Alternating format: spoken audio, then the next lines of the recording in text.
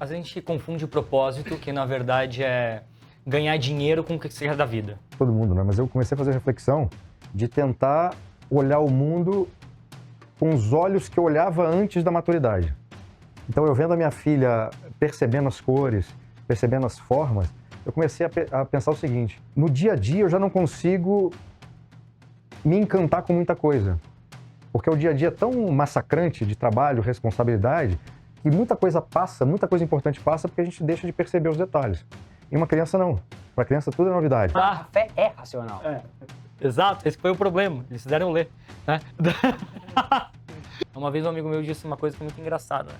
O problema, o desafio de ser pai é que você não pode chegar na quinta-feira e falar assim, hoje eu não quero ser pai. O filho tá lá, né? Não dá. Não dá.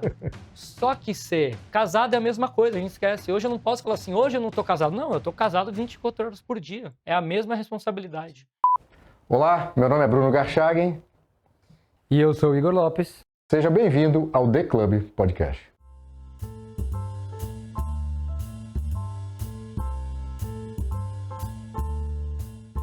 Cuenca, seja bem-vindo.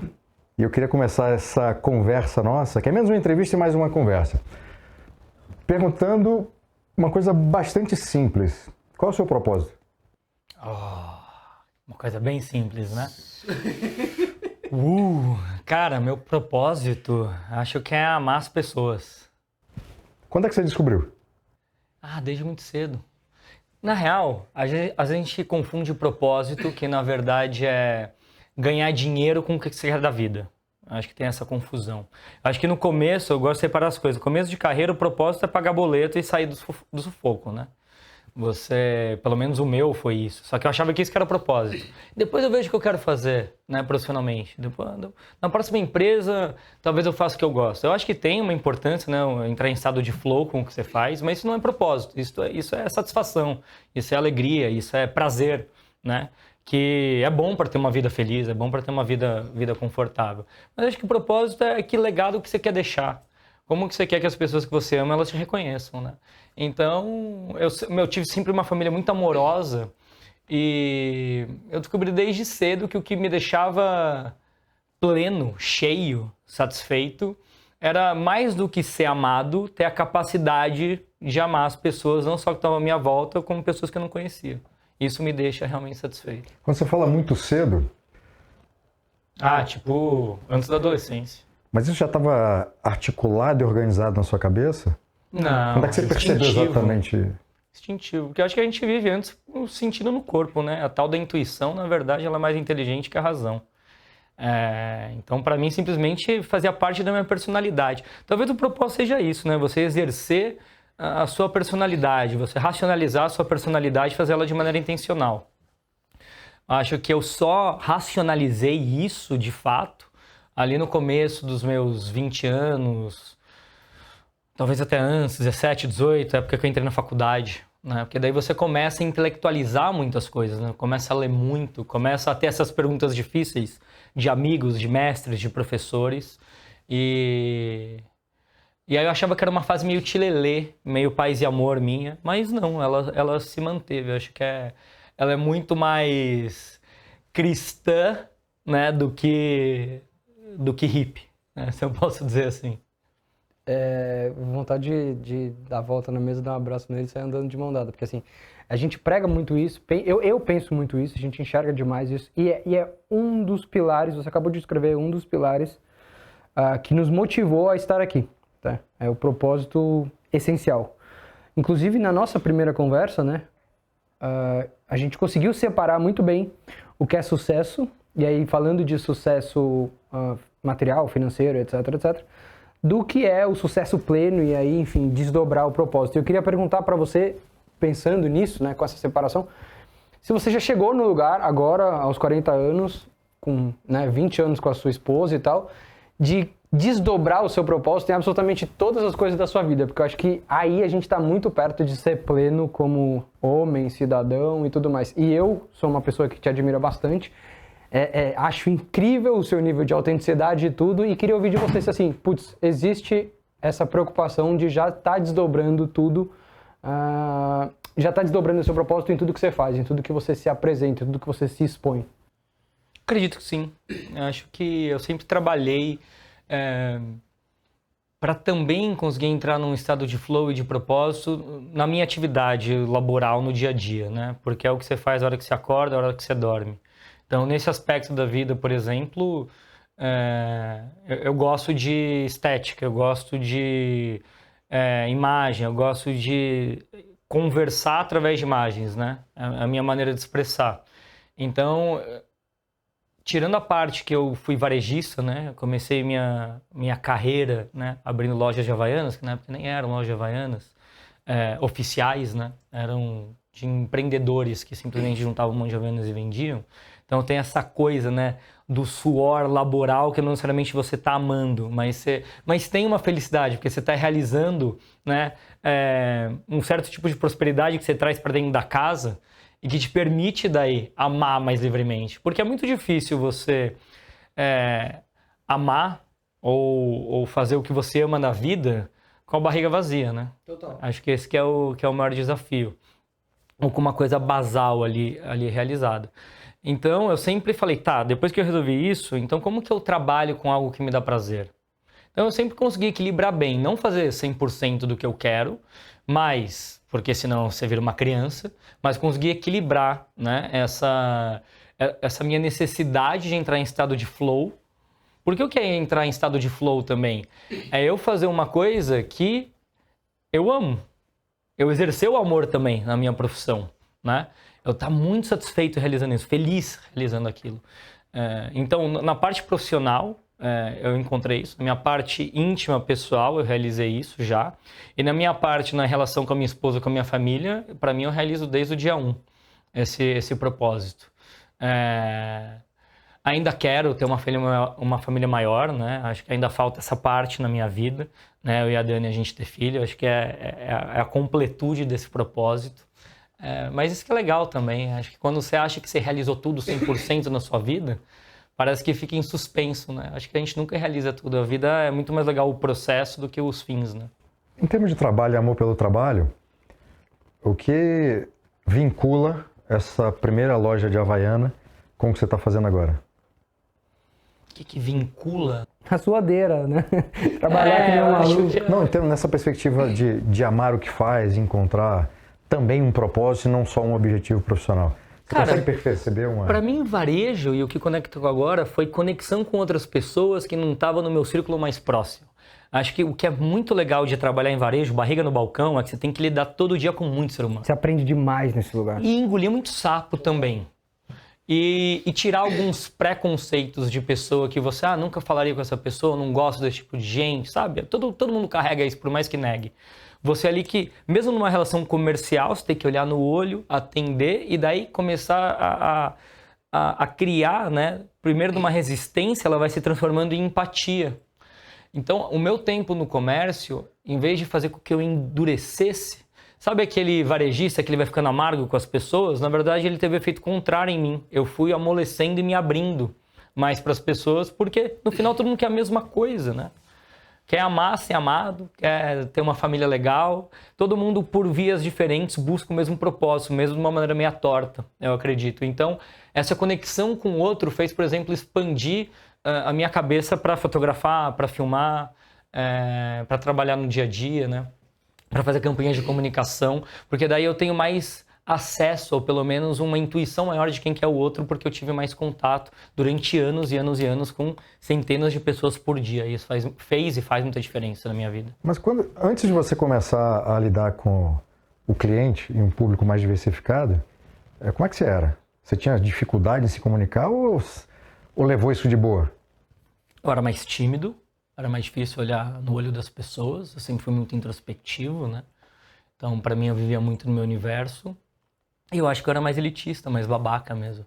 Usando um português bem claro, assim. Eu atribuo essa abertura, ao invés de se retrair, quando você passa por um processo desse de ter que atender gente, porque quando você é o vendedor e tá com a barriga no balcão, cara, não tem o que fazer. Você precisa daquela pessoa, você precisa daquelas pessoas, né? E da validação daquelas pessoas em relação ao seu trabalho, ao seu produto, ao seu serviço. E eu tive que viver isso, né? Eu vivia ou dentro de um escritório de agência, ou dentro da minha casa, ou dentro de um escritório, né, formal, de trabalho, onde eu reinava ali, na minha mesinha. Na pandemia, eu voltei para casa, a gente não tinha funcionário no bar, no restaurante e tudo mais. Assim, eu não atendia as pessoas, porque eu sou incapaz de carregar uma bandeja com 2 copos. Mas, cara, lavar prato, fritar bife, cortar legumes e tudo mais, e ver toda a engrenagem funcionando, gerou a mesma coisa em mim. E a Ivu né, minha loja de relógio e tal, onde eu faço questão ainda de atender as pessoas diariamente, só se tornou possível porque eu passei por esse processo. Assim, cliente, cara, imagina, você tem 6 mil clientes ali no WhatsApp, você tem gente de tudo quanto é tipo. Se você não for sensível, no melhor sentido da palavra, porque eu acho que é aí que vem a genialidade de pessoas como ele, tipo, é a sensibilidade que faz com que ele floresça nisso, que ele abrace mais coisas. Você vai retrair e vai perder a possibilidade de crescer. E graças a Deus eu tive o presente de ser quebrado, de quebrar essa vaidade, porque a gente é vaidoso quando a gente é moleque, ainda mais quando a gente é moleque e sabe que tem alguns talentos, né? Você fala assim, puta, eu sou habilidoso aqui, eu tenho alguns talentos, eu vou me desdobrar aqui, as coisas vão funcionar do jeito que eu quero. Você quer ficar no ponto do seu talento só, né? Exatamente, Que é o que você porque falou tá que muito eu reino confortável. na minha mesa, eu entendeu? tô muito confortável. Cara, esse processo de lavar prato, cortar as paradas e tal, me levou para um lugar de atender todo mundo e entender que o tempo e o dinheiro e o desejo, o sonho de todo mundo era valioso, se eu quisesse atender ele como gente. Assim, E eu acho que tem um outro negócio que é muito legal disso. Você falou de lavar prato, né? Cortar a cebola, a batata, enfim, e trabalhar. Que o processo também, tanto do varejo, depois quando eu fui também no começo pro cinema, o processo laboral, né? Mecânico mesmo da coisa, ele tem um prazer diferente do que só o intelectual. Porque é como se você construísse uma casa, você vê, você cria de fato. Né? O criar não é só criado com fotografia, é o criar uma refeição, é criar a louça limpa, é criar a cama arrumada. Essa criação, ela é muito prazerosa, porque você organiza o caos, né? Você sai da entropia, que eu acho que é a grande capacidade humana, né? De brigar contra a natureza que vai sendo entrópica cada vez mais. Eu acho que isso você é vai ver o incrível. quão prazeroso é, porque um bebê passa por essas fases. O começo, né, é muito braçal. Fala aí. É alucinante, assim. O começo é só braçal. E depois, quando tem 1 ano e meio, 2 anos, começa a falar, começa a querer e tal, vira a chave do braçal, diminui demais e você começa a trocar mais sentimento e tudo mais. E O braçal do pai em relação ao filho? do pai em relação ao filho, da mãe em relação ao filho, é muito braçal no começo. E você consegue sim, se você se dispuser, né, se você estiver disposto a fazer aquilo, cara, até um prazer absurdo em trocar fralda, em dar TT de madrugada. E é um paralelo com isso que você falou, muito ligado à evolução. Você está evoluindo uma outra vida, você está evoluindo um trabalho, um negócio e você está crescendo. Isso para mim, essas coisas todas coincidiram, tá? Esse período de trabalho braçal com o nascimento da Nora. Então, para mim, foi bizarro. Como foi para você? Cara, a experiência de ser pai é um negócio extraordinário. É difícil. Quando você começa a falar, você vai muito mais pro âmbito Quando você é pai de da projeto poesia também. e um pouco de filosofia do que propriamente você, de forma objetiva, descrever a realidade de ser pai, né? Porque tem o elemento transcendental que está acima de tudo, de você se reconhecer numa vida que você ajudou a gerar. E tem uma coisa fundamental quando se é pai, que é você acompanhar a criança descobrindo o mundo. Você começa a fazer, não sei se todo mundo, né? Mas eu comecei a fazer reflexão de tentar olhar o mundo com os olhos que eu olhava antes da maturidade. Então, eu vendo a minha filha percebendo as cores, percebendo as formas, eu comecei a pensar o seguinte: no dia a dia eu já não consigo me encantar com muita coisa, porque o dia a dia é tão massacrante de trabalho, responsabilidade, que muita coisa passa, muita coisa importante passa porque a gente deixa de perceber os detalhes. E uma criança não. Para a criança tudo é novidade. Abrir e fechar a mão é novidade, abrir os olhos, a luz entrando na retina, tudo isso. E essa mecânica, né, de trocar a fralda, de pegar, sentir o calor da criança, tudo isso também nos faz voltar um pouco à memória do que a gente foi filho um dia. Então, essa passagem do bastão, né? A gente deixa de ser simplesmente o guardião de uma tradição que nos foi legada pelos nossos pais e pelos nossos avós, e a gente passa agora a ser responsável também por transmitir esse legado para um filho. E não tem beleza mais E é o extraordinária. exercício pleno de amar, né? Porque amar é sempre uma ação. Nunca... Amar não é intelectual, nenhuma virtude é intelectual. Todas elas são factuais, são objetivas, elas são materiais. Eu tenho que agir para amar. Sim. Né? Então, acho que essas coisas ligam, né? Do trabalho braçal com o exercício de amar. O cuidar, o servir, ele pressupõe você transformar materialmente alguma coisa. Essa coisa do servir, aliás, esse espírito do podcast tem esse espírito aristocrático baseado na elite natural, e o nosso grande lema é servir pelos atos, servir pelo exemplo. Porque se você não age Eu de nem forma sabia, virtuosa... então eu tô totalmente A gente Você não foi pergunta, convidado. a gente não... A lista de convidados é extremamente específica. Cara, esse é um ponto Não é importante pelo teu para... rosto bonito, cara. Ok, achei que fosse. Não. Não, esse é um ponto importante para te fazer uma outra pergunta, mas eu queria voltar a um ponto que você tocou, que é a diferença entre a parte intelectual, de formação, de aprendizado, e a parte de aprendizado também mais mecânico, mais manual. Quando eu descobri que eu gostava de ler, que eu era de fato um leitor e não poderia passar nenhum dia sequer sem ler, e descobri esse amor pelo conhecimento, eu já estava velho para quem normalmente gosta dessas coisas. Eu tinha de ter 20, 21 anos. Eu já estava velho. E toda a minha trajetória para trás era a trajetória de quem surfou durante muitos anos, surfava ainda naquela época, tinha andado de skate, tinha passado boa parte da minha vida como criança fazendo coisas na rua. E meu pai e meu avô sempre mexeram muito com mecânica, com máquinas e tudo mais. E sempre teve lá em casa torno de madeira, sempre teve uma serra tico-tico, sempre teve muita ferramenta.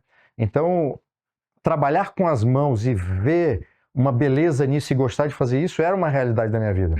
E depois fui fazer jiu-jitsu e tal. Quando eu comecei nessa aventura intelectual, a caricatura do intelectual era sujeito bem vestido, né? Que não se envolvia em nenhuma atividade mais manual, mais física e tudo mais, não fazia atividade O física. esporte do cara é xadrez, né? Cara, eu era xadrez, né? E era o contrário disso, já estava fazendo jiu-jitsu e tudo mais. E para mim foi difícil esse momento, porque você se desloca de um universo que para mim era muito íntimo, e estou entrando num universo que é completamente diferente. Até eu começar a ler filosofia e descobrir que os gregos eram pancadaria, cara. Total. Era a luta livre deles lá, quer dizer, é um wrestling, tinha muita atividade física, aliás, todas as esculturas, quase todas do mundo grego antigo, têm os corpos muito esculpidos, e a filosofia grega e a história foi uma grande descoberta e encaixou tudo certo, porque não havia essa dissociação entre a parte intelectual e a parte prática, ou braçal da vida. E eu acho que não tem mesmo, né? Então, só um pensamento que me ocorreu quando você falou isso, porque, no fundo, É uma invenção pós-iluminismo, né? Essa dissociação do intelectual com o físico. Isso é muito recente. Isso é muito recente. Até porque a vida era muito dura, né? Pra mim tem um Quer dizer, quesinho ou você criava galinha e porco no quintal de casa e matava, ou Eu tenho não uma tinha história comida, boa velho. sobre isso. Ali onde eu tenho a fazenda no interior de São Paulo, é o último lugar caipira, né, remanescente do interior de São Paulo. Então não é aquele tipo de fazenda que perto tem alguma cidade maior, é pequenininho, rocinha, assim, né? E tem várias tradições ainda muito antigas e pouco acesso às coisas de fora. Daí o PL, que era um dos meus sócios lá, eu não tenho mais negócio lá apesar de ter a fazenda, ele contou que tem um vizinho que é um pecuarista que ele é juiz. E o filho dele vai lá uma vez por ano, tal, ver qual é que é. E o cara também quase nunca vai, né? E tirando essa propriedade, todo mundo ali tem propriedades pequenas e que sempre fizeram a lida, né? Acorda às 5 da manhã para tirar o leite, vai atrás da vaca, é tudo mar de morros, então tem que andar um monte. Você trabalha o dia inteiro, né? Quem já viu um roceiro, você vê que o cara tá sempre em forma, nem que seja ele magrinho, você não vê uma pessoa fora de forma porque é muito trabalho. Daí um dia ele disse que ele tava com com um desses roceiros, passou o filho do juiz correndo com um shortinho da Nike, assim, regata e tal. Ele falou, ô, seu pé, aquele menino lá do juiz, ele tá bem? Ele falou, tá, por quê? É o terceiro dia que eu vejo ele correndo, tá correndo do quê? E com essa roupa, o cara não entendia o conceito de atividade física externa ao dia a dia do trabalho, né? Então, é muito interessante Cara, isso. você gosta desse universo rural? Ah, eu gosto. Acho Tô dizendo pra morar primordial, na roça, né? mas... Você tem algo do primordial ali necessário, acontecendo. Eu acho muito... Eu já falei pra você, né? Toda vez que eu tô muito estressado e irritado, minha mãe, meu pai viram pra mim assim, pega a motinho, vai tomar um banhozinho de cachoeira, vai dar uma nadadinha no rio, porque pra mim é isso, é essencial, assim, faz parte da minha essência, é essencial pra eu resolver essa tensão. É um lugar de conexão, entendeu? Com o divino, pra mim. Eu perguntei pra vocês porque E eu essa tenho uma... simplicidade também, né? Tem, alivia tem demais, Uma simplicidade complexa. Desvia Extraordinário. demais, ou retém demais a atenção pro que é necessário, pro que é básico. Você consegue dar uma desligada. Então, eu já morei no interior, morei era um sítio, né, na real. E se eu pudesse, não teria voltado. É maravilhoso. Eu tenho uma conexão muito forte com a terra, porque parte da minha família paterna morou em roça durante muito tempo, fora da cidade. E isso estava muito presente. Eu lembro de forma muito vívida, eu criança, sei lá, 7, 8 anos de idade, vendo a minha bisavó, que ainda estava viva, eu morei com ela durante um tempo, matando um porco com um punhal enorme que ela tinha em casa. Eu lembro da minha avó matando galinha. E quando você vê a primeira vez é chocante, mas depois aquilo faz parte, você entende logo, cara. A comida vem de algum lugar, né? E então a sua relação com a comida também muda. E o meu avô, que adorava roça e tudo mais, teve um pequeno sítio quando eu estava na minha infância, então eu tive um vínculo desde cedo com a terra, de botar a mão na terra, de ver a planta sendo plantada e depois crescer, e galinha, e tirar a vaca, tirar o leite da vaca e tudo mais. E durante toda a vida que meu avô foi vivo, o domingo sempre era Globo Rural e depois o Som Brasil. Então até a música caipira, a moda de viola, tudo isso fazia parte da minha vida, né? Então, na juventude escutava muito death metal, mas também ouvia essa... Ficava ali todo domingo. Na infância, você aprendeu sobre o começo, na juventude sobre o fim, ouviu Obituary. Não, você consegue... Até hoje, Eu ouvia death metal. minha playlist no Spotify vai de Tião Carreiro a Morbid Angel. Não, mas o que eu tô achando mais interessante nisso aqui é que, assim, se você fecha o olho e escuta essa fala, você nunca vai associar ela ao Bruno. Surf, skate, jiu-jitsu, death metal. Exatamente. Tião Carreiro e Pardinho. Nunca. Conta pra ele que você já encheu o laje também, aproveita, já que você... Ah, cara, essa história, falando em Eu juro que eu vou voltar trabalho braçal, né?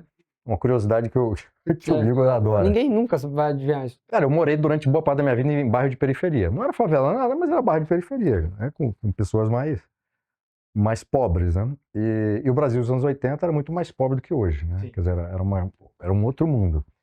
Então, morando em bairro de periferia, na época que eu morei em Vila Velha, no Espírito Santo, a partir de 87, 88 a 92, eu, quando cheguei lá, tinha 12 para 13 anos e passei até os 16, 17. Nessa época, meus amigos do heavy metal eram todos mais velhos do que eu. Então eu estava ali com 15 e o pessoal tinha 18, 20, 21. E nessa idade periferia, cara, o pessoal começa a trabalhar, office boy, o que aparece, e logo começa a ter as namoradas, a namorada engravida, vai construir a casa no terreno que o pai tem, ou sobe para cima ou vai se espalhando para o lado, né? Dependendo da fundação. Depende da fundação da casa principal, né? E, então, nesse processo, alguns amigos, inclusive o Claudeci, um grande amigo meu que está lá em Soteco ainda, nessa periferia, no bairro periférico de Vila Velha, eu morava no bairro ao lado, uma das casas que a gente ajudou a construir, os amigos, a bater a laje, foi a do Clau. E, cara, aquilo era todo mundo no sábado de manhã, 8 da manhã na casa, e assim foi com a casa dos amigos. Tinha sempre alguém, o pai de alguém que era pedreiro, que sabia do... Que mandava em vocês. Imagina o não sem camisa batendo laje. Bom, e a gente ali, só aquela coisa... E as duas coisas mais difíceis que eu aprendi na vida, Cuenca e Igor, foi capinar quintal, Nossa ensinado avó. pela minha bisavó, que pagava um dinheiro para mim e pro meu primo, a gente capinar o quintal do lado, que é muito difícil, e misturar o cimento com a água, fazer a massa. Vai ficando muito pesado, né? Então, cara, é porque você tem que fazer um montinho assim, faz um buraco, joga água no meio e depois com a Fazer enxada... pão, né? É só um pouquinho mais pesado. É. Eu nunca fiz pão, cara, eu não sei. Então você abre a farinha, joga algo Eu no sei meio. que sábado era o dia inteiro É. fazendo o cimento, a mistura lá, botando no balde e levando pra bater a laje. Eu vou trazer a conversa de volta pro rumo, que eu tirei ela do rumo, me perdoe. Não, propósito. A gente tá falando sobre construir coisas, Não, né? total. Mas assim, você perguntou pra ele sobre, né, se sentir bem ou curtir ir pra roça, pro mato e tal. E uma das coisas que chama muito a atenção quando você para pra observar o Paulo e a comunicação dele especificamente é a forma como ele lida com luxo. A gente estava até discutindo, né, isso. E aí, enfim, tentamos tirar, né, o que ele vê de luxo na gastronomia, o que ele vê de luxo na moda e tal. Para mim, essa simplicidade hoje também é luxuosa, tanto que explodiu aquilo de, pô, glamping e tudo mais. Mas o Paulo tem uma maneira de expressar o que ele acha legal no luxo muito única. Tipo, eu acho muito autêntico. Ele tem uma parada de mostrar o tênis feio do dia, entendeu? Que assim, é um toquezinho de bom gosto, de conhecimento sobre aquilo, mas com a cara dele. Eu queria muito ouvir de você como que você faz isso para todas essas paradas do luxo, né? Porque assim, beleza, na roupa, no relógio, no tênis, é legal. Mas e nas experiências, na vivência? A pergunta é muito boa, mas eu aproveitando aqui a oportunidade, você gosta dessa palavra luxo? Porque é uma palavra que eu não gosto porque ela passou a significar outra coisa que não aquilo que deveria significar. Não me incomoda necessariamente, não. Eu acho que é só mais uma palavra que tá cada vez mais sendo desgastada, né? E é que nem chamar tudo de genial, né? Muita coisa que a gente chama de luxo, a gente poderia substituir pela palavra caro só. Ótimo. Ou por ou mercado premium, né?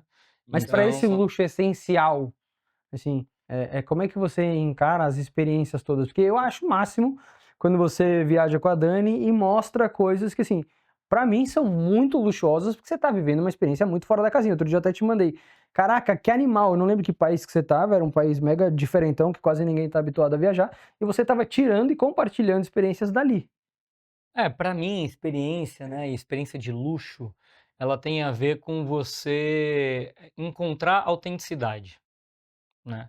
Para mim, quando estava em Capri agora, por exemplo, falar a antítese disso. Estava em Nápoli, que para mim tem uma experiência até mais de luxo do que Capri, por causa de autenticidade, no meu ponto de vista.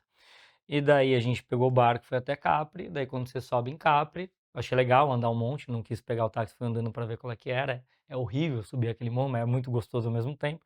Daí quando você chega lá, tem um centrinho e tal, depois tem metade da ilha, é um shopping com todas as marcas, né, de Miu Miu, Chanel, Hermès, uma lado da outra. Eu falei: "Tá bom, então qual que é a diferença de eu vir até Capri, atravessar o oceano e ver um shopping de luxo a céu aberto do que eu ir no Cidade Jardim?". Trancoso, cara. Quadrado, agora é assim. Entendeu? Então, para mim, isso não é luxo, para mim isso é uma replicação. O mundo vai ficando pasteurizado.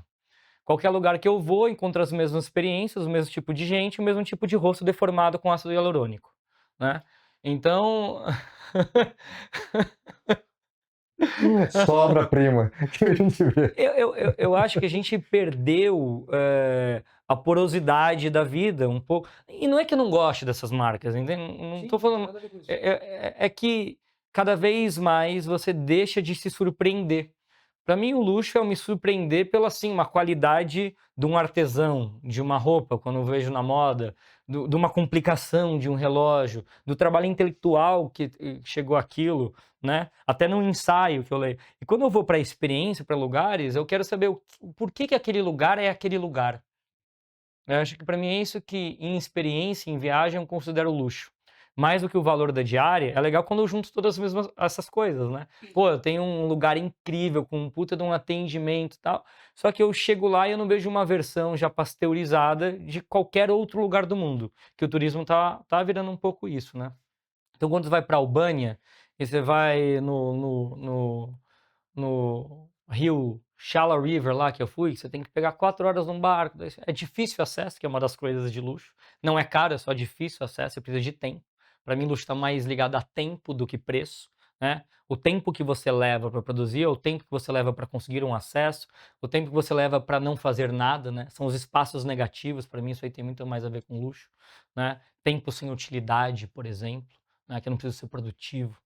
E daí quando você chega lá, tem um monte de coisa que o luxo clássico não gostaria. Às vezes chega gente barulhenta, com umas luzes neon, né? Porque, enfim, quem está tentando empreender naquele lugar não entendeu, às vezes, o silêncio. Só que ao mesmo tempo que você sai ali 10 minutos numa canoinha de lá, você está no meio de um fiord que pouca gente conhece e que é uma experiência, você fala, caraca, eu estou num lugar alienígena para mim. Eu estou num lugar realmente fazendo uma coisa que eu não esperava, né? Que parece Dolomitas misturado com Maldivas no meio da Albânia.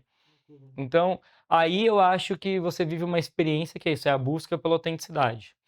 Infelizmente, essas experiências elas vão ficando cada vez mais raras, né? Ou quando você acha lugares autênticos, tem muito lugar perigoso também, porque está em região de conflito, enfim, esse tipo de coisa, mas o mundo é muito grande, né? A gente, falando em experiência, a gente tem esses lugares. E falando em simplicidade, o que está comercialmente, né? Daí levando para a experiência comercial, capitalista da coisa, de fato, são os wellness retreat, é o que está mais em moda, né?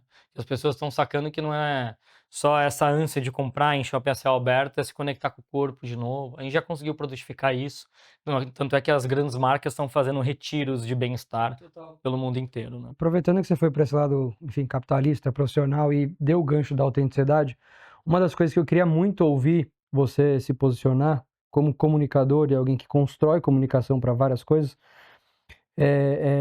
primeiro, o que faz mais sentido para você quando você olha para uma marca e quer construir? Essa resposta é muito óbvia para quem te conhece, mas acho importante deixar marcado e dividir isso como um conhecimento do Paulo para a nossa audiência. Se você tivesse que escolher, né, entre autenticidade e construir uma imagem adequada ao que se espera, né? O que é mais importante para você, como construtor, como alguém que, enfim, pode fazer gestão dessa marca ou construir essa marca, e quais são os limites morais para isso, sabe? Eu queria muito que você elaborasse ou desenvolvesse esse raciocínio, porque eu tenho uma esperança de que eu consigo enxergar um pouco, alcançar um pouquinho da sua resposta quando eu imagino isso vindo de você, mas eu tenho certeza que você vai nos surpreender e vai ensinar muito pra galera. Cara, eu, por exemplo, acho que Balenciaga, dependendo de qual peça e do que a gente está falando, é luxo. E eu sei que para quem defende um luxo mais clássico, Balenciaga não é. É. Só que daí quando você pega a história da Balenciaga, as mulagens, a quebra de padrão de estruturação da mulagem dos vestidos de mulher de festa, etc., existe todo... Para mim, o que é luxo? Além do que a gente falou de tempo. É também um respeito e um diálogo com uma tradição, né? Agora, um respeito e um diálogo com uma tradição não tem a ver com consentimento com uma tradição, porque senão seria diálogo. É um movimento dialético. Então, a Balenciaga, quando era alta costura, com o Monsieur Balenciaga, Cristóbal Balenciaga, dialogou com o que era um vestido de alta costura e com algumas quebras de estruturação mesmo, de proporção no corpo da mulher. Ainda assim, eram vestidos de festa que quem olha hoje, era um escândalo para algumas pessoas, quem olha hoje fala, meu Deus, isso aqui é clássico demais, na época não era. Porque também é a tal da janela de Overton, você vai deslocando isso daí. Legal. Quando você pega o Deman, que inclusive é o estilista que saiu da Balenciaga, ele assume a Balenciaga, inclusive trouxe ela de volta para a alta costura, isso é importante dizer, a gente só tem acesso ao prêt-à-porter deles. Ele conversa de novo com uma tradição. A gente não pode achar que luxo é o que a gente concorda que é luxo. O luxo tem a ver também com raio-x e com eu conseguir transformar em arte, em expressão, o reflexo de um tempo. Porque senão a gente fala que Pollock não é arte. E daí eu acho problemático falar que Pollock não é arte. No mundo, na época de Pollock, onde todas as concepções, elas não tinham mais fundamento nem base, porque eu estou no modernismo, e eu estou ressignificando todas as coisas, eu não posso achar que Monet vai me explicar o mundo, porque é um mundo que já não existe mais. Pollock, ele vai mostrar que está tudo confuso. A arte dele é eu conseguir sublimar o mundo e mostrar que está tudo confuso. Eu preciso de uma arte confusa para mostrar que o mundo está confuso, para retratar aquilo. O problema não é o Pollock, o problema não é a Balenciaga, o problema é quem olha aquilo e fala, então isso é arte. E aí faz um factotum, um facsimile, um eco torto, uma sombra daquilo ali. E aí aquilo vai começando a virar, né? Começa no luxo, vai virando senso comum, vai virando cultura, vai sedimentando como cultura. Agora, a gente não pode negar que nos papos e nos diálogos, na dialética, de uma alta percepção do que é arte ou não, aquilo sim é arte. O Demo está dialogando com uma tradição, o Paulo estava dialogando com uma tradição. Ou para reforçar algum valor ou para confrontar algum valor. E eu acho que é isso que faz a gente crescer como ser humano, a confrontação de ideias, o confronto de ideias, senão a gente sempre fica na mesma, né? Para onde que avança ou a gente para, a gente não quer avançar com o mundo. E onde que está, para mim, o limite moral daquilo, né? Independente da minha opinião de achar que uma marca que pouca gente acha que é luxo, etc. Para mim, o limite moral, primeiro, é se é crime. Acho que é importante. Estão praticando um crime em nome da arte, né? Tá certo que a noção de crime é legalista, ela muda dependendo da época, mas eu acho importante a gente ter, né? Respeitar. Começar do começo. Começar do básico.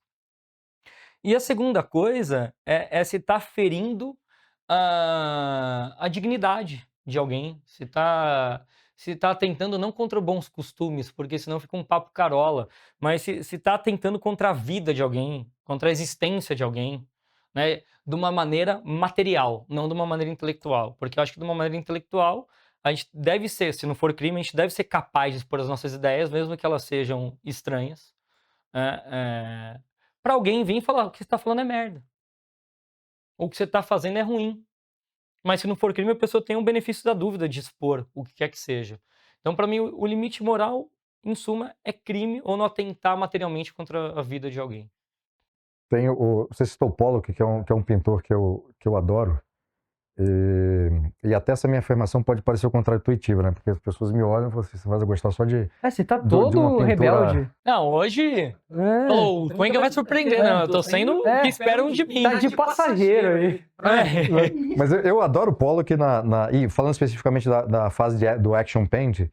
É a mais importante também. É a mais conhecida. Mas o Pollock, antes de chegar a Action Paint, era um sujeito que sabia pintar de uma forma tradicional. Então, espera-se que um pintor que faça uma transgressão... Como Picasso. Como Picasso, exato. Era o outro exemplo que eu usava. Que esse pintor conheça a técnica, conheça a tradição e tenha condições de oferecer outra coisa e não repetir aquilo. Então, continuamos aqui num diálogo com a tradição, mesmo que esse diálogo tenha sido aparentemente rompido, né? E o que você falou, que tem pintores, ou na arte, mas falando da pintura, né? Tem aqueles pintores cuja obra representa aparentemente uma ordem e aqueles que representam, do ponto de vista estético, uma desordem. Mas olha que coisa interessante, ao enquadrar essa desordem num quadro com pinceladas, organizando a ordem. Então a representação do caos, ela está representada sob uma ordem. Porque a beleza é isso, eu sempre preciso de caos para questionar a ordem e a ordem para organizar o caos. O tempo todo é isso, acho que esse que é o grande... Esse que é a grande gangorra da humanidade, né? Que é o que faz as coisas serem legais. Então, às vezes me incomoda que eu também tenho muito amigo que, assim, gente inteligente, fala, não, isso daí não, isso aqui não pode. Mas como que não pode? Porque se não pode, eu não consigo nem dialogar com aquilo ali, né? Por que não pode? Então, nesse sentido, eu sou muito liberal. Joga tudo pra fora, daí depois a gente organiza, depois a gente enquadra, a gente reenquadra. Eu tendo a ter essa... Agora mais, né? Eu já fui mais radical. Mas eu tendo... Era o radical que eu vi da Death Metal e tinha um carreiro, né? Mas Mas essa abertura ao conhecimento, para mim, é algo fundamental. Depois a gente discute se aquilo é ou não legal, se é ou não criminoso, mas tem algo fundamental que precede isso tudo numa discussão, qualquer que seja. Pode ser estética, metafísica, política, qualquer que seja o tema. É preciso que haja um chão comum. Porque se não houver um chão comum entre as duas pessoas que dialogam, independentemente de haver questões ou artes mais ou menos desorganizadas, é difícil ter diálogo, né? Porque as duas pessoas estão partindo de pontos muito diferentes. E rede social é muito isso, né? E eu queria te fazer a pergunta seguinte, cara. Você trabalha há muito tempo com rede social, fazendo um trabalho de ensinar como se usa as redes, ao mesmo tempo que tem essa parte de como se posicionar nas redes, e paralelamente corre um problema muito sério que é uma questão ontológica, né? O ser e o parecer. Nesse trabalho intenso de rede social, em algum momento você olhou para aquilo e falou, cara, o que eu estou fazendo aqui? Tá muito estranho isso aqui. Sim, 14 anos em rede social já. Como é Acho que você lidou com que. isso? Primeiro, assim, como é que você percebeu isso e como é que você lidou com isso? Acho que você percebe quando começa a virar mecânico. Acho que você para de pensar e só reproduz, só reproduz, só reproduz. E durante um tempo você não questiona porque vai dando certo, né? Você vai reproduzindo. Eh, E aí acho que você percebe, às vezes, sabe aquele dia que você fala assim: deixa eu olhar direito o outro lado da calçada, deixa eu olhar direito o caminho que eu tô fazendo pro trabalho. Quando a gente vai pro trabalho e volta, a gente não sabe o caminho que a gente fez, né? E o trabalho em rede social é igual qualquer trabalho. Você não sabe mais direito o que você tá fazendo, porque é que nem no seu trabalho, você está todo dia ali fazendo, você está todo dia fazendo o seu, e você não fica colocando um um questionamento crítico em relação ao que você está fazendo, porque você teve uma premissa do que você começou, você tem um planejamento, você vai continuar fazendo aquilo. Mas não dá uns estalos, um de outro, você fala: "Deixa eu olhar direito o que eu estou fazendo", né. E aí você fala: "Puta", daí você começa a ficar crítico, né, daquilo lá. Ou eu já sou outra pessoa. Acho que todas as vezes que eu questionei o que eu estava fazendo, o que que eu estou fazendo aqui, é exatamente isso. Eu já virei outra pessoa depois de um ano. E o Paulo que está comunicando é um Paulo do passado, não é mais o Paulo do presente. Tá? É um Paulo que já foi. Só que ele está respeitando um planejamento que eu tive. Né? Então é difícil você desligar. Porque também o que acontece é que rede social, ninguém está falando a verdade. Né? Ou melhor, ninguém está expondo quem realmente é. Afinal, não é uma câmera ligada 24 horas. Essa é a grande questão da produção audiovisual, da produção de comunicação, né. Tinha essa discussão na feitura dos documentários. Depois veio o cinema verdade, falando: "A gente deixa a câmera parada e filma, e a gente mostra a verdade". Só que você escolheu a lente 50 em vez da 16. Por que que foi a 50? Por que que você enquadrou aqui e não lá? Por que que a luz está batendo assim e não Só é em outro recortou de ângulo? outro jeito, né? Tudo é um recorte, tudo é uma visão. Então, é aquele momento que eu falo assim: esse recorte que eu fiz de Paulo não é mais Paulo. Apesar de ser um recorte, não é mais um recorte que eu quero falar. Não quero mais viver ele. Então, de tempos em tempos, isso eu mostrei na minha história, eu radicalizei. Do dia pra noite, falei: não é mais o Paulo, muda o Paulo aí, pum. E aí, eu brinco com a Dani que a gente já teve 7 vidas desde que a gente casou. Eu não tenho medo de romper o meu planejamento, por mais dinheiro que esteja me dando. Maravilhoso. Porque eu quero ser eu também na vida, né. E o que eu descobri é, vai ter gente que vai te acompanhar, e vai ter gente que é a maioria em rede social, que ela não comprou Paulo, não comprou Igor, não comprou Bruno, comprou um personagem da gente. Que na verdade o que ela gosta é que é um eco da identidade dela ou um eco do que ela gostaria de ser.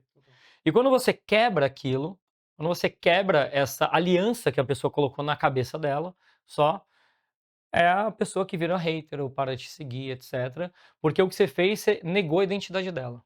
Que é de onde vem toda a crítica, né? Quando você entra na internet, seus parentes começam a te criticar, o amigo, ele não tá te criticando, ele tá falando: a gente era a mesma pessoa, por que que você tomou outro caminho? volta a afirmar a minha existência, porque você escolher outro caminho, você está negando a minha É existência. maravilhoso isso. A crítica vem disso, né? Toda crítica é uma autoafirmação, na verdade. Só que daí eu me pergunto, como que eu quero me autoafirmar, né? E daí eu vou viver minha vida. No começo da internet, eu vejo que a galera fica muito tempo num personagem. E por que personagem? Porque ela fez um recorte, só que ela nunca mudou, porque ela continua mais preocupada em resolver a expectativa das outras pessoas do que a própria realidade da vida dela. Então ela vai se cristalizando naquilo. E daí tem gente que fica doente fazendo isso. Eu nunca deixei que isso acontecesse na minha vida. Deixei uma vez, desculpa. E foi com a Dani. E é um negócio que a gente não se arrepende, acontece. Que depois de 10 anos fazendo culinária, ela entrou em surto, falou: não aguento mais ser a confeiteira fofa que as pessoas acham que eu sou. Eu sou também, eu fui mais, não é que eu não sou. A gente é várias pessoas, né? Eu fui também, mas minha vida já mudou muito. Eu já tenho um problema com intolerância à lactose, de tanto doce que eu fiz e comi. Não dá mais. Pra mim é insuportável ver essa vida. E acho que a gente demorou 1 ano, do que a gente deveria ter parado antes. Só que daí quando teve que parar, parou. Ela fez vídeo, falou que eu nem ia mais cozinhar e parou. Então, internet requer coragem para estar, porque é um recorte, mas é um recorte de exposição, sim. Recorte das pessoas darem pitaco na sua vida e no seu trabalho. Só que também requer coragem para você parar e se ressignificar. Isso para quem se importa, né? Obrigado por dividir isso, porque assim, é necessário pautar. É necessário dizer que precisa se importar. Essa resposta sua foi maravilhosa, porque esse tipo de seguidor, ele se projeta em você e, no fundo, ele quer ser você e ele fica muito chateado quando você deixa de ser ele. Então, é uma tensão dos diabos o tempo inteiro. E, enfim, de todos os viés psicológicos. Falar de política é tranquilo, imagina, frustrar. De vez em quando você fala, olha, vocês esperam tal posicionamento meu, eu já peguei um. Mas eu acho isso. Que eu sempre tive esse receio que você tem, esse cuidado das pessoas não acharem que eu era elas.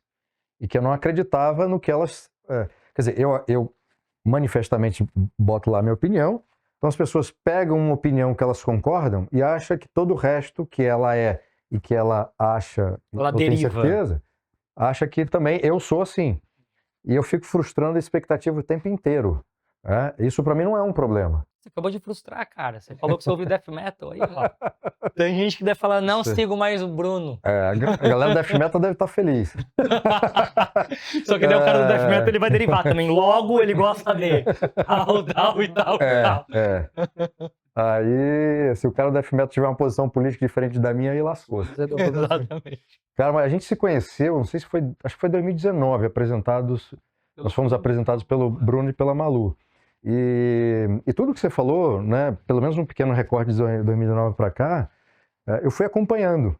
E parte da admiração que eu tenho, tanto por você e pela Dani, nesse trabalho, e pelo quem vocês são, né, embora a gente não tenha muito contato, é porque vocês nunca tiveram medo de mudar e mostrar, não é exatamente mudar, né, é mostrar a mudança que estava em curso. E vocês mudaram bastante, né, de lá para cá. Eu tinha carteirinha de comunista, né? Cara, eu lembro quando a gente conversou a primeira vez, vocês tinham uma posição política um tanto distinta da de hoje, né? Vou dizer nem posição política, que eu acho que é muito redutor a respeito disso. Mas era uma, sei lá, uma concepção de mundo dentro da qual a política se insere, para não exagerar o tamanho da política na vida de vocês, né?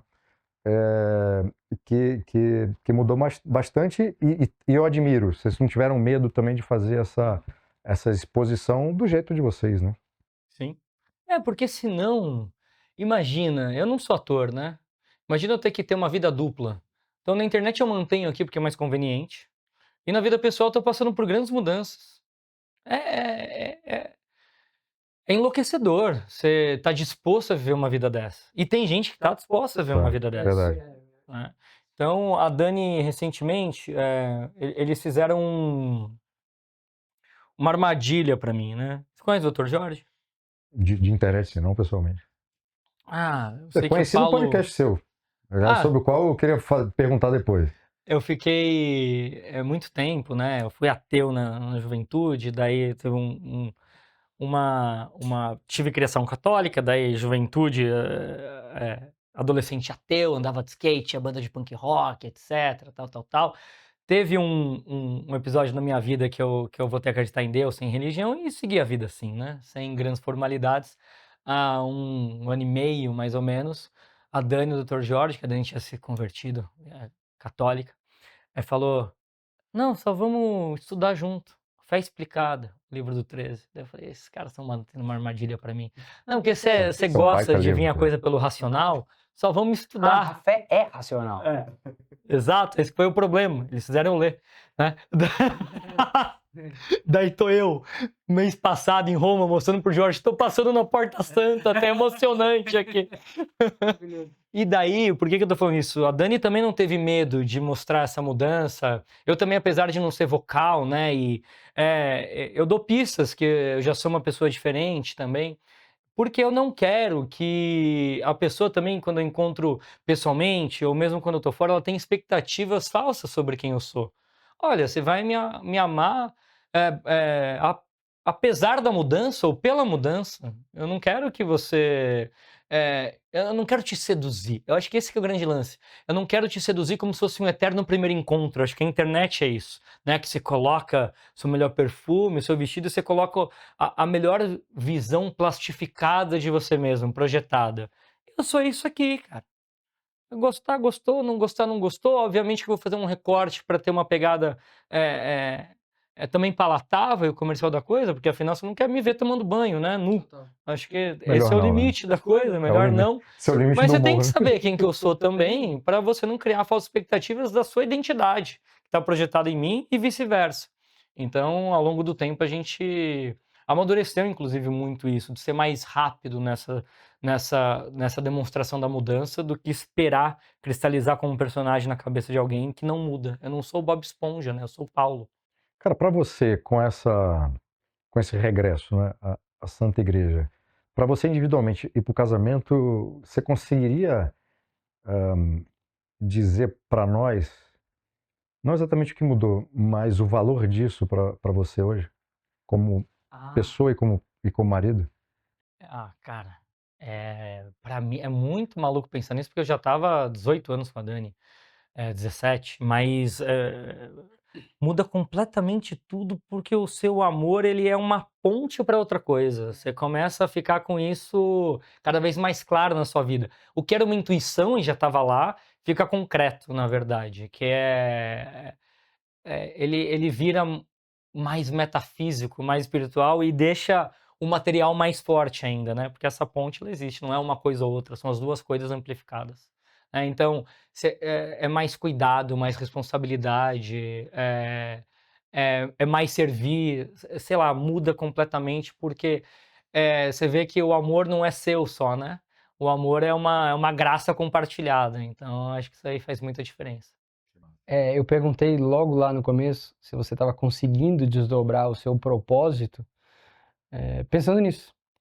Porque dá para ver o quanto você é mais conectado, mais entregue, o quanto você serve mais. E quando eu falei sobre plenitude nesse lugar, é buscar isso aí, é servir. Enfim, começar servindo a Dani. E a partir daí, servir todo o resto. E dá para ver isso em vocês. Você falou de graça, eu queria dizer que graça é um favor que a gente não merece. A gente simplesmente recebe, absorve e agradece. Total, a gente não merece. Você está falando muito da Dani, né? Faltou trazer um pouco mais dessa relação de vocês. Eu vi que você postou essa semana, que vocês completaram 20 anos juntos. E, cara, assim, é praticamente a Aliás, vida adulta. parabéns. Parabéns. Parabéns, é Daí, admirável. na próxima, traz esse brinde com a gente. Isso é muito admirável. A partir desse mês eu vivo mais com ela do que sem ela. Total, olha que loucura. Eu conheço pouquíssimas pessoas assim. Os meus pais são assim, eles têm 50 anos, eles estão há 35 juntos. Doideira, né? Eu queria que você, cara, pudesse contar um pouquinho assim de como vocês cresceram, amadureceram juntos, principalmente do lado profissional da coisa versus o quanto expor isso sempre foi delicado, porque vocês têm que preservar, né, a intimidade, o que é do casal e tal, versus trabalhar. E vocês cresceram nesses últimos 20 anos juntos. Sim. Vocês estão desde o comecinho juntos, né? A gente foi sócio em todos os negócios. É, exatamente. E inclusive. eu acho incrível que hoje vocês estão nesse lugar de enxergar o quanto o amor de Deus e, enfim, né, o divino trouxe vocês até aqui. Com certeza você parou, depois, nesses últimos 2 anos, parou para olhar para trás e viu quanto Deus agiu e teve de Sempre propósito deve dele na esse sua vida. Com certeza você conseguiu racionalizar sobre isso. Mas queria demais que você contasse e desse esse exemplo, sabe? Porque é muito difícil alguém conhecer uma pessoa tão jovem, passar 20 anos juntos, empreender juntos, superar todos esses desafios, aceitar todas essas mudanças. Então, assim, certamente vocês tiveram que amadurecer muito rápido e teve muita dor. E como que vocês passaram por isso, né? Como é que vocês empreenderam a vida juntos?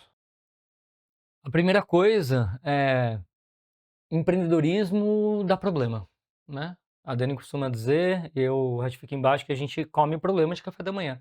Ter problemas não é um problema, é uma questão é um desafio, né? É uma questão de todo empreendedor, né? Você tem que solucionar desafios o tempo todo. No começo de carreira, eu tinha 19 anos, né? Quando a gente abriu o primeiro negócio juntos. 19 para 20, né? Foi em agosto que a gente começou junto e no ano seguinte, do próximo agosto, um pouco antes do meu aniversário, eu sou de agosto também, tudo nossa vida é em agosto. A gente também abriu nosso primeiro negócio. Então, foi um ano da gente juntos, a gente abriu nosso primeiro negócio juntos, né? Eu tinha de 20 para 21, a Dani de 22 para 23, que é um mês depois de mim. E a gente confundia no começo, isso é muito legal para casal que está começando a vida junto, ou que nunca saiu desse lugar que eu vou falar. A gente confundia desafios de negócio com desafios da nossa própria vida. E isso gerava discussão e um apontar o dedo às vezes pro defeito do outro, né? Acho que no primeiro e segundo ano de casamento, junto com aquela paixão de amor novo e os desafios de empresa, isso é uma combinação explosiva para não dar certo. Nem o negócio, nem a vida em conjunto. Até que um dia a gente estava brigando, a Dani olhou para nós e falou assim, começou o checklist. Falei, checklist. Depois você vai falar isso, isso, isso, isso. Eu falei, e você vai responder isso, isso, isso e isso. Um olhou pro outro, começou a dar risada. Falou, a gente nunca brigou por a nossa relação pessoal, né? É sempre uma briga de negócio, que daí a gente acha que é pessoal e a gente se machuca à toa.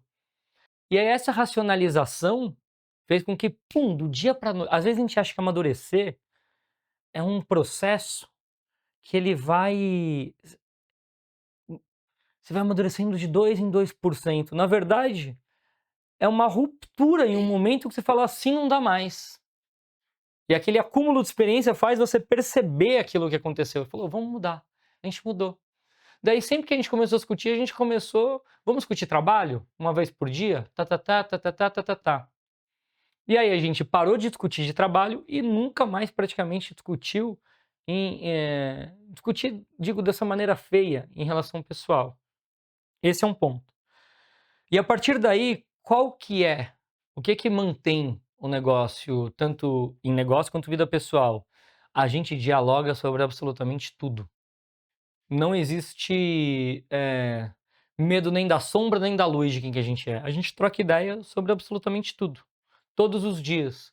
Então, uma escolha não de, eu vivo aqui, você vive lá. É uma escolha de compartilhar a vida inteira. Que caminho que a gente vai tomar? Como que você está sentindo? Como que eu estou me sentindo? O que a gente tem que fazer agora? Quem que tem que se doar mais? Em tal área ou naquela área? Ah, que bom que vocês explicitam essa alternância. Essa peteca é de quem? Né? Quando a Dani quis fazer o canal, eu fui lá, falei, o lead agora é seu, vamos embora, vamos fazer, vou servir aqui. Quando eu fui fazer o infoproduto, ela falou, o que você precisa agora? Agora a gente tá focando aqui em você, nessa sua frente. Né? Você é a frente, é a cara, antes eu era a cara. Então a gente sempre tomou as decisões em conjunto. Eu acho que é isso, né? Um relacionamento duradouro é estar aberto para o diálogo o tempo todo, procurar ativamente o diálogo, não ser reativo. O que para mim, né, segundo a minha experiência, o que eu enxergo que dá problema em diálogo é você ser reativo. Porque o reativo é quando o copo já caiu no chão, né? O ativo é como que a gente faz para esse copo não cair no chão? É óbvio que a gente não consegue prever a vida inteira. Daí o que você faz com o reativo? Quando você não viu que o copo ia cair no chão e caiu o copo no chão, deu uma merda, alguma coisa na sua vida. é exercitar o amor. Em vez de, que merda, o copo caiu. O que a gente não viu aqui? E isso sim, a maturidade vai trazendo cada vez, a reação vai ficando cada vez menos emocional e muito mais amorosa, né? Porque afinal ninguém faz nada ruim, entre aspas, de propósito, né? Então, exercer isso, amor, o perdão, a compreensão, quem que é o outro, todos os dias. Hoje eu não tô afim. Uma vez um amigo meu disse uma coisa que é muito engraçada, né? O problema, o desafio de ser pai é que você não pode chegar na quinta-feira e falar assim, hoje eu não quero ser pai. O filho tá lá, né? Não dá. Não dá. Só que ser casado é a mesma coisa, a gente esquece. Hoje eu não posso falar assim, hoje eu não tô casado. Não, eu tô casado 24 horas por dia. É a mesma responsabilidade, um com o outro. E é isso que faz... Eu deixo aqui, ó, a Dani no meu fundo de tela. Porque o tempo todo eu sei que ela tá comigo. As minhas decisões sozinhas, eu tô com ela. Ela existe nas minhas decisões. Então, estar casado é também uma decisão de... hoje eu não estou casado. Não, eu tô casado 24 horas, ela tá presente nas minhas decisões da minha vida 24 horas. É que a posição em relação ao casamento ela ficou tão relativizada que o filho, todo pai, toda mãe tem esse vínculo que é eterno, mas o casamento, muita gente passou a, não, se não der certo, separa. E aí quebrou esse vínculo que é fundamental. E sem a religião, sem Deus, aí ferrou tudo, né? Porque aí fica Mas sabe tudo uma mais... coisa que o Igor falou? Deus estava agindo desde o começo, né?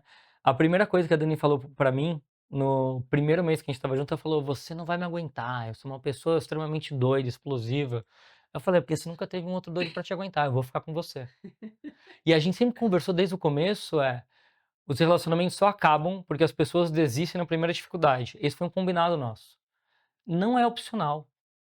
A gente vai resolver qualquer problema. É isso. Não existe algo que a gente não consiga resolver porque não é opcional a gente separar. A gente decidiu estar junto. E olha que engraçado, mesmo sem a gente ter essa consciência da Santa Igreja, já estava lá a gente tomar aquilo bem novinho como uma decisão de vida mesmo. Não era, estamos juntos. Qualquer coisa a gente separa. Não, não tem qualquer coisa que separa. É como que a gente nunca separa. Esse que sempre foi o nosso lema. Isso é muito bonito e é fundamental para que uma relação, um casamento perdure, né? Sem isso, lascou-se. Voltando à coisa de objeto, quando a gente se conheceu, lá em 2019, salvo engano, você falava na rede social, pelo menos, muito sapato, né? Você tinha uma coisa com tênis e tudo mais. Colecionou pouco. Que era muito, digamos assim, muito intensa e apaixonada. E depois de uns anos para cá, a sua relação com o relógio ficou, não que você não tenha outras, mas ficou muito mais evidente, né? Essa paixão do relógio vem de onde? E como é que você lida com o fato de que os relógios que você gosta são considerados objetos de luxo e que muita gente tem uma relação errada com esses objetos, seja relógio ou carro, o que quer que seja, como se aquilo fosse um fim em si mesmo, e não um objeto que se gosta? Cara, eu acho que eu tenho uma tendência a colecionismo. Acho que a primeira coisa é essa. Eu fui tentando ao longo do tempo entender ali, desde pequeno, eu tinha coleção de carrinho. Essa tendência ao alcoolismo, tem uma tendência... Eu tinha uma tendência muito estranha dessa brincadeira. Quando era moleque, eu não sei se era só em Jundiaí, eu sou de Jundiaí, a terra querida, quem é jundiaense aí. Eu tinha coleção de maço de cigarro, cara. Quando eu tinha 12 anos, a gente tinha umas pastas assim, ó, que colecionava. Isso já foi objeto de coleção. Eu tinha Mas eu pela lembro arte da disso. caixa? Eu era criança, não sabia o que eu tava falando. Eu tinha amigos Criança que eu colecionava, colecionava maço de cigarro. Ninguém fumava, mas colecionava. Talvez era algo que o pai e minha mãe fumava, meu pai também. Todo mundo fumava, né? As mães davam de mamar. Exato. Fumando aqui, pô. Eu fumei durante um bom tempo da Cada minha caixinha vida. tinha sua estética própria. Então acho que né? devia ser por isso. Então, eu acredito, para mim, uma das piras do colecionismo é essa capacidade do ser humano pegar e conseguir transformar uma coisa que ela teria a forma ideal, né? É bem Platão isso daí, e transformar materialmente numa coisa única. É tudo carrinho, mas cada carrinho é um carrinho. É como se tivesse uma identidade única. eu gosto muito dessa inventividade humana de conseguir fazer milhões de variações sobre o mesmo tema. Eu acho que esse que é o meu grande lance.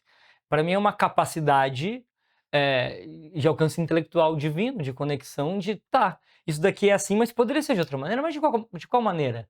Daí a pessoa pega um negócio que é esse relógio, que é microengenharia, né? Voltando agora indo para o relógio, fala assim, então deixa eu mudar um mecanismo que ninguém vai ver lá dentro, mas eu sei que eu mudei, deixa eu fazer uma decoração dentro desse relógio, porque eu tenho um prazer laboral também. E outra, eu tenho um prazer de, por que não? Eu posso, eu consigo.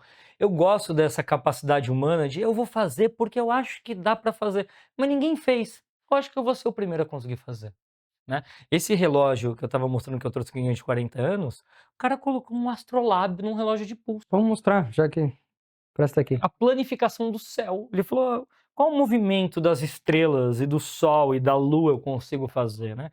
Já existia desde o século XIV, se não me engano, em relógios grandes, mas não em de pulso. E daí o Oakley, né? Agora ele tem Oakson Jr., ele que foi o relogeiro responsável por fazer essa façanha aí, Astrolabium. de colocar um astrolábio no pulso. Esse relógio é lindíssimo, cara. Lindíssimo. Quer mostrar, Bruno, aí, direto? É um relógio da Ulysse Nardin chamado Astrolabium Galileu Galilei. E o que você vê aqui, né, esses círculos que acontecem aí, esses ponteiros, eles mostram a cada dia do ano, né, onde você está, onde que está a posição do Sol, da Lua e das estrelas. Ele tem uma cara, ele parece ser um esqueleto, mas não é. É isso que o Paulo descreveu. No entanto, o case back é assim. Ele é um relógio de 85. Ele foi criado em 85, e essa versão de 85 é do meu nascimento. E na época era considerado o relógio mais complicado do mundo. E é né? maravilhoso, parabéns. Fez uma trilogia. E o relógio, especificamente, quanto mais eu fui racionalizando, mais eu fui entrando numa pira, que é a capacidade do ser humano, né, de conseguir controlar algo que é incontrolável, ou pelo menos organizar como Pollock a entropia. Porque o tempo, quando eu levo para a filosofia para o limite, e até para a física, ele não existe. Total. Né? A nossa existência que tem que lidar com o tempo em 3 dimensões, né? A relação do espaço e do tempo, da nossa finitude. Então, o ser humano ele conseguiu encapsular um conceito abstrato e sentido pelo nosso envelhecimento. Falando, então, deixa eu organizar a entropia aqui. Deixa eu mostrar a cada batida, a cada minuto do ponteiro, o quão preciosa é a nossa existência. Então, eu acho uma mistura muito única, assim, de arte com ciência e com espírito, né? Enfim, também foi responsável daí, não é necessariamente que eu gosto dessa coisa mais abstrata, mas eu também acho lindo como ele foi responsável pelas grandes navegações, pela expansão marítima e por a gente chegar até hoje, né, como civilização, tem a ver também, né, porque tempo tem a ver com espaço, as pessoas esquecem isso, e orientação, né, como ajudou o ser humano a se orientar e transformar as sociedades, né. Então, para mim é magnífico, é a capacidade da engenharia humana. E agora, na viagem que eu fiz para a Itália, a gente entrou em muita igreja, né? A gente entrou numa igreja do Novo Jesus em Palermo, que é todas as culturas tridimensionais, machetaria com mármore, que eu nunca nem tinha visto, acho que é outro nome, mas mesmo as técnicas de machetaria com mármore. E eu falava para Dani, isso me traz o relógio também. É muito louco como a beleza extrema ela alcança o divino, porque é o ser humano em busca da perfeição. Não é achar a perfeição, porque a gente não acha como ser humano, mas a busca pela perfeição coloca a gente numa ponte, de novo, com o espiritual e com o divino. Eu acho que o relógio é isso, é a busca dessa perfeição, é a busca em encontrar algo incomensurável, né? Legal, cara. A gente também, eu e Mariano também tivemos em maio na Itália, e a gente obviamente entrou em muita igreja e é impressionante, exatamente o que você falou. Quer dizer, nada explica aquilo, né, além do gênio humano em si, mas o gênio humano com uma materialização, né, do divino e tentando alcançar a graça, o divino, por meio da sua própria arte. Um negócio, cara, fabuloso. É impressionante.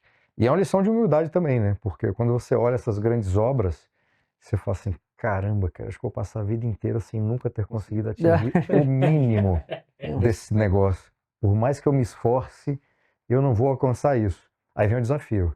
O que está ao meu alcance? O que eu tenho que fazer para corresponder à minha missão aqui? Que traz uma responsabilidade, né? Exato. Depois você vê do que os homens são capazes e fala, e eu vou ficar nesse lugar menor, né? De que forma que eu posso desenvolver numa escala menor a minha própria obra de arte para justificar, né, o amor de Deus aqui na minha existência. É um desafio, né? É um desafio. Bom, eu tô obviamente muito grato e feliz, porque assim, a minha ideia nisso daqui era dividir um pouco do pano de fundo do estilo de vida que eu acredito, né? Quando eu comecei isso sozinho. E aí quando o Bruno veio e adicionou que era necessário a gente se posicionar e dividir valores, né? Visão de mundo e tal, fez muito sentido para mim. E na conversa de hoje você deixou claro que a gente fez uma ótima escolha, né? Tanto te trazendo quanto de começar isso. Porque assim, eu tenho certeza que quem assistir isso, ou a grande maioria das pessoas que assistirem, vão conseguir absorver muito do que a gente pensou e planejou. Então assim, queria te agradecer imensamente por ter dividido tudo isso, ter se exposto desse jeito, né? Ter deixado teu coração aberto, putz, falar sobre crença, falar sobre fé, falar sobre casamento, falar sobre trabalho, do seu jeito de enxergar o mundo. As pessoas no senso comum ali no primeiro, no óbvio, eu odeio o óbvio, mas no óbvio, putz, é um cara famoso, conhecido por um negócio, por uma parada, e que muitas vezes elas não vão mergulhar nisso e não vão receber tudo isso que o Paulo tem para dar e para oferecer, porque eu acredito que só é possível ter todo esse sucesso e ser reconhecido por ser quem você é, né? Você hoje tem ciência de que Deus agiu durante todo esse tempo, e ele te escolheu para ser esse cara e você foi feito para ser esse cara. Então, assim, obrigado por ser esse cara, obrigado por estar aqui, por ter dividido tudo isso com a gente. Eu sou imensamente grato. Espero que você tenha curtido tanto quanto eu curti. E você, Bruno? Ratifico. Acompanho o relator. Governador. Não, foi sensacional. Muito valioso. A ideia era, cara, vamos trazer aqui para o podcast pessoas que a gente admira, pessoas que a gente gosta, pessoas que a gente sabe que vai acrescentar nesse espírito aristocrático, para que as pessoas pudessem contar a própria história, quer dizer, para a gente entender. E aí a gente chegar ao que a gente também gosta, esse relógio, vestuário, o que é que seja, cara. Para que... É um output da nossa alma, né? É isso. Exato, cara, exato. Exato. Pra que... materializar o que está por dentro. Para que tudo isso não soasse de uma forma pretensiosa nem arrogante, que não é a gente. E zero materialista, né? Zero. Assim, a gente quer trazer esse universo de uma maneira diferente, de uma maneira leve, que é o que você faz também, cara. Eu nunca vi você apresentando nada do que você gosta de uma maneira negativa, assim, pretensiosa, arrogante. Blasé, né? Ou botando preço na frente das coisas, né? Mas a gente gosta disso também. Então a gente queria trazer esse universo para cá, mas conversar sobre coisas realmente importantes e isso viesse assim, à baila junto com todo o resto. Então, cara, obrigado por ter participado e... Até porque pra mim foi muito surpreendente, porque quando o Igor me chamou, eu falei, velho, nem explica muito, eu tô dentro, né? Ele foi muito querido. Daí ele falou, não, e a com o Bruno? Eu falei, mas como que você se conhece? Ele falei, olhou, não é como possível. assim? Eu falei, que confluência é essa, né, das coisas? Então, Fez sentido são duas hoje? pessoas, pô, demais, são duas pessoas que eu respeito muito. Conheci em momentos diferentes da minha vida e as duas foram e são importantes nos diferentes momentos da minha vida. Então, obrigado pelo convite também e por ser esse papo. Obrigado, cara. Obrigado. A gente que agradece. Você curtiu o nosso vinho? Curti demais. Bom, né? Bom, a gente tomou hoje um Quinta do Alentanha, Vinhas Velhas 2002. Um vinho da região do Douro. Falando das grandes navegações, né? E a nossa existência como país foi um resultado dessas grandes navegações dos portugueses do século XVI. Temos aqui Isso é um bizarro, português para, vamos dizer, adoçar essa conversa. Esse vinho você pode comprar aqui na Winehouse, tá? Se você curtiu nosso papo com o Paulo, curtiu esse episódio, não deixe de nos seguir. Pode procurar no Instagram, no TikTok, no YouTube, The Club Podcast e também nas principais plataformas de áudio. Espero que vocês sigam a gente aí e continuem ouvindo tudo que temos para oferecer. Obrigado. Não, vocês têm que seguir. Não esperam, sigam e compartilham. Obrigado, tá? Valeu demais. Obrigado. Valeu.